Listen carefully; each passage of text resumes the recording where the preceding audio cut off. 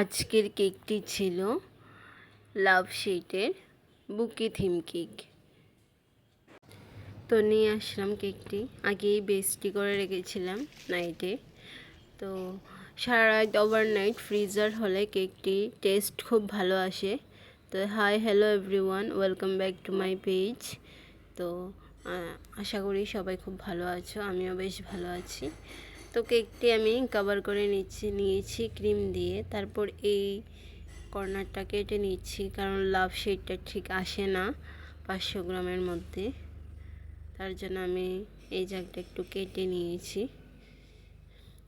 1 কেজির মধ্যে খুব ভালো আসে লাভ শেডটা। তো এখানে আমি ফন্ডেন্ট নিয়ে নিয়েছি। ফন্ডেন্ট দিয়ে এখানে লাভ শেড, অ্যাকচুয়ালি এত গরম ছিল কিছুতেই বানাতে পারছিলাম না আমি ফন্ডেন্ট। তো যাই হোক, অনেক ট্রাই করার পরে আমি করে ফেলেছি। দেখো কিভাবে হচ্ছে। তারপর আমি কেচি দিয়ে কেটে কেটে নিয়েই আমি করেছি। এইদিকে আমি রিবনটা লাগিয়ে দিচ্ছি পুরোটা কেকের সাইডে দিয়ে। কেকের থিমটি ছিল রিবন দিয়ে বুকে। তো আমি করে নিয়েছি, দেখো। তো এতটুকুই হয়ে গিয়েছে, তো আমি কেটে নিলাম। তারপর আমি বুকেটাকেও বানিয়ে নিলাম। দেখো, বুকে বানানোটা আমি ইউটিউব দেখেই করেছি, বেশ অনেক দিন ধরে করা হয়নি। তো তার জন্য ঠিক ইয়েও নেই। তো এদিকে আমি ফন্ডেন্ট দিয়ে যে লাভ শিটটি কেটে নিয়েছি, তো এগুলি বসিয়ে দিলাম। প্রচণ্ড গরম ছিল, আমার ক্রিম গলে গলে যাচ্ছিল বারবার। তো বারবার ফ্রিজিং করে করে আনছি।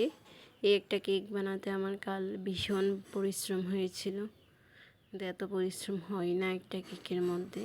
তো এদিকে আমি সুগার গোল্ডেন বলগুলিও দিয়ে দিচ্ছি।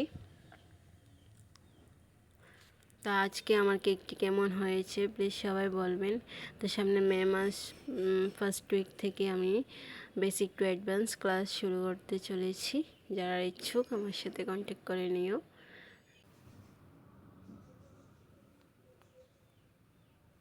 এই দেখো আমার রিবন পরা থিম কেক কেমন হয়েছে প্লিজ সবাই বলবেন।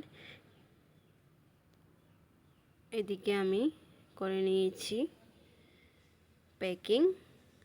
তো প্যাকিং কি করব, প্রচণ্ড গরম ছিল, তো আবারও ফ্রিজে আমি বসিয়ে দেব প্যাকিং করে।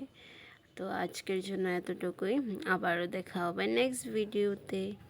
Thank you for watching.